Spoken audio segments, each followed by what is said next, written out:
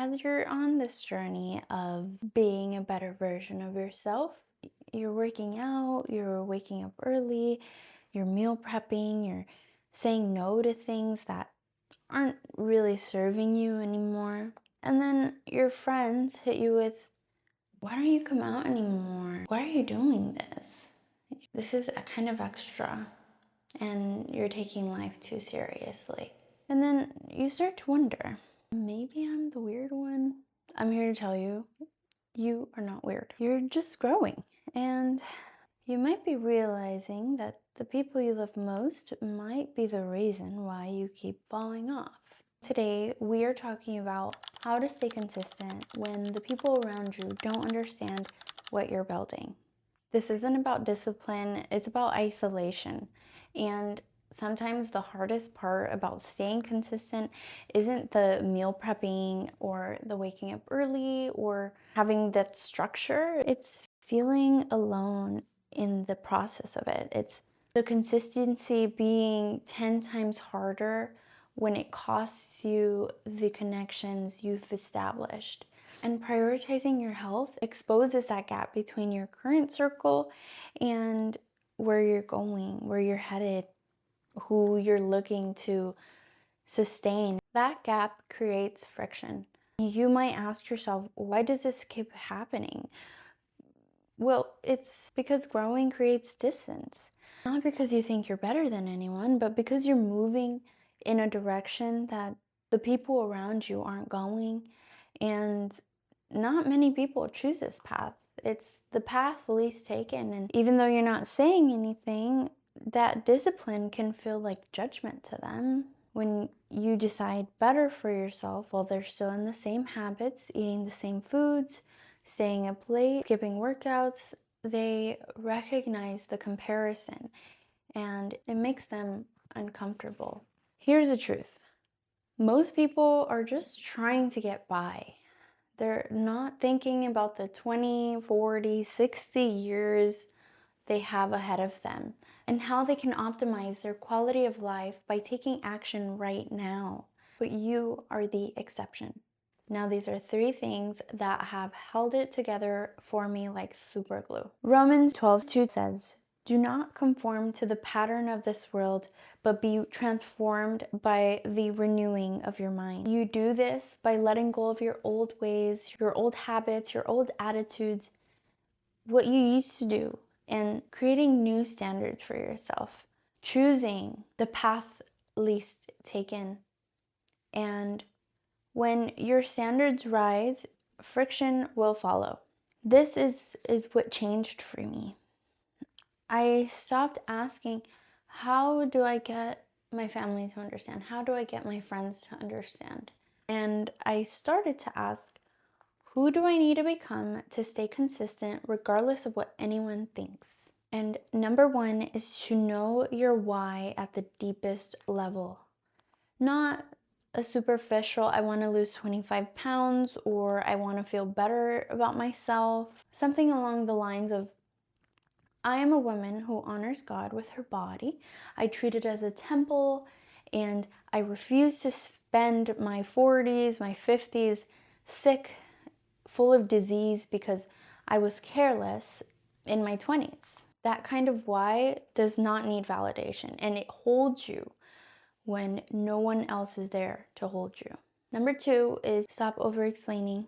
You don't need everybody to buy into what you're doing. You don't need permission. You don't need to endlessly elaborate on what this reasoning behind why you're choosing to do better for yourself. All you have to say, not even out loud, and you can say this internally, is what I'm doing right now is enough, period. And know in your mind, know in your heart that your health is not up for debate and it's not a topic of debate. It just is, because you know what you want for yourself, you know where you're going, and from that, you're creating the steps necessary to get there, and you're continuing to do those things for yourself. Number 3 is to protect your environment ruthlessly. You can love people and still limit access to the way you're living.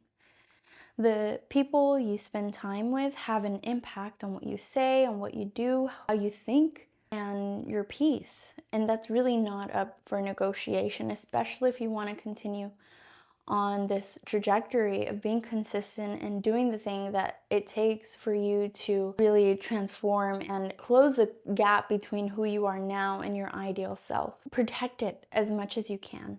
Let's talk about some practical tools that will actually get you there. Number one is to find your community.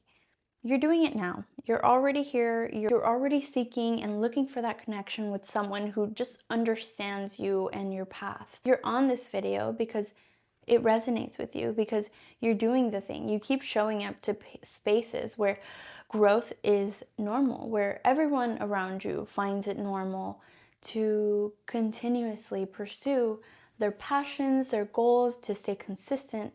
You can do this by staying consistent with your YouTube feed, curating the podcasts you listen to, and the accounts you follow. This is your circle. Hijack your digital environment to the T, because what you allow in eventually comes out through you. You're allowing things in through your subconscious mind, and it's really important to be careful with what you allow in to your ears, what you allow into your eyes, how you take things in, because this is what continues to solidify into the person you are becoming. Next is to be boring on purpose. Order the salad, drink the water, leave early, and watch everyone look at you when you decline dessert at the table. You don't have to announce everything. You don't have to explain everything. Just do it because it's normal for you, because inherently you know that that's normal for the ideal version of yourself, and that's who you are now. And normalize it. Your health is not a topic of debate, and you don't need to defend your choices whenever you're having dinner. Just do it quietly. Don't open the window for someone to sway you a different way, especially if you know what your goals are. By asking someone who isn't on the path you're on, you open the door for them to convince you to stay on the path you've always been on. Anchor yourself to one person. You don't need a whole group, a whole community. You just need one person who gets it, one person who understands where you're going. Even if that one person is someone you've never met, even if they're a mentor from afar, someone you look up to who has accomplished things that you admire, just one person.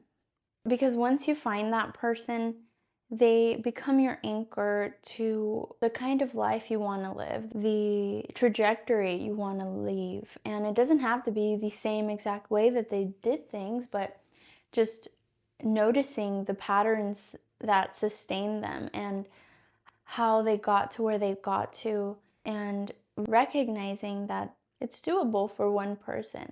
So long as they have faith, structure, consistency, it can be done. And document yourself. Journal, record videos, record voice memos, track your progress. When no one is cheering you on, you need your own receipts to see how far you've come. There are seasons in your life where you have to be your own support system, and that's okay.